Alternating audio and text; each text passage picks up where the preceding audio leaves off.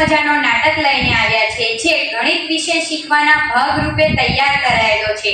આ નાટકના રચયિતા અને અમને ગણિત શીખવતા એવા અમારા પ્રિય શિક્ષક ધર્મેશ સર છે જે અહીં ઉપસ્થિત છે.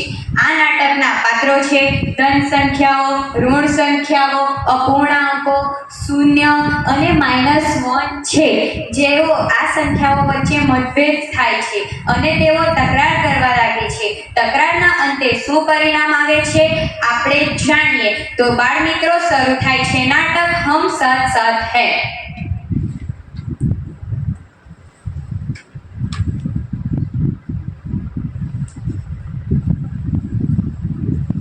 एक दो तीन चार पाँच छः सात आठ नौ दस 11 12 13. એ તમે બધા સાંભળો, તમે કોણ છો? કેમ તે અમારું કંઈ સાંભળ્યું નહીં? સાંભળ્યું ને? 1 2 3 સાંભળ્યું? તો સાંભળ, અમે પ્રાકૃતિક સંખ્યાઓ છીએ. અમારો કોઈ અંત નથી. અમે અનંત સુધી વિસ્તરેલા છીએ. ધન સંખ્યા અને ગણતરીની સંખ્યા તરીકે અમે ઓળખાઈએ છીએ. અને તું કોણ છે? હું પહેલા આ પૃથ્વી પર શોધાયો ન હતો, પણ મને મહા મહેનતે આર્યભટ્ટે શોધી કાઢ્યો અને હું આ પૃથ્વી પર આમ તેમ ગબડ્યા કરું છું. મારે પણ તમારા પરિવારનો સભ્ય બનવું છે. અને તારું નામ શું છે? મારું નામ શૂન્ય એટલે કે 0 છે. સારું, આપણા પરિવારમાં આ 0 નામના હીરોના આવવાથી હવે આપણો પરિવાર જાણે સંપૂર્ણ બની ગયો હોય તેમ લાગે છે. હવે આપણે આપણા આ પરિવારને પૂર્ણ સંખ્યા તરીકે ઓળખીશું. 0 1 2 3 4 5 6 7 8 9 10 11 12 13.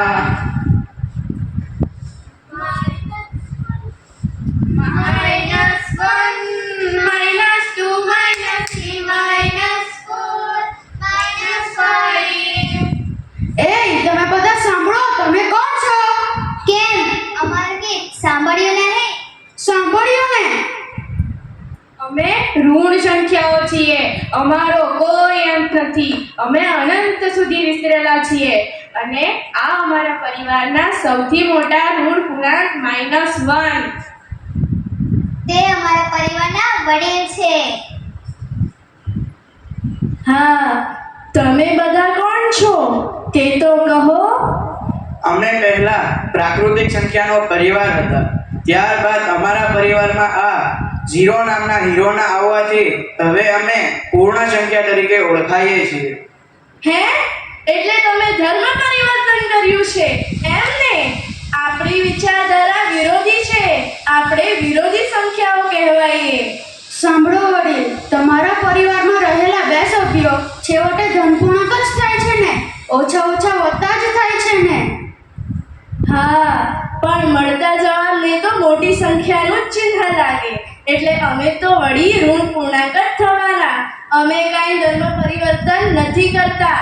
મિત્રો સાંભળો, તમે આમ ઝઘડો ના કરો. હું ક્યારની તમારો આ ઝઘડો જોતી હતી. તમે વળી કોણ છો? ભાઈ, અમે આમ જ તમારી જેમ આવા ઝઘડાઓ રોજ કરતા રહેતા હતા. તેથી અમે આજ દિન સુધી તમારી જેમ સંપૂર્ણ થઈ શક્યા નથી. અમે તો અધૂરા રહી ગયેલા અપૂર્ણાંકો જ છીએ. હા, સાચી વાત છે. આમ ઝઘડો કરવા કરતા સાથે મળીને એક સ્વસ્થ મોટો પરિવાર બનાવીએ તે કેવું? જેમાં શૂન્યની જમણી બાજુ ધન સંખ્યાઓ પરિવારનો જમણો હાથ બનીને રહે અને અમે ઋણ સંખ્યાઓ પરિવારનો ડાબો હાથ બનીને રહીશું. અને આ અનાથ અપૂર્ણાંકોને આપણી વચ્ચે દૂધમાં સાકર પડે તેમ ભેળવી લઈશું.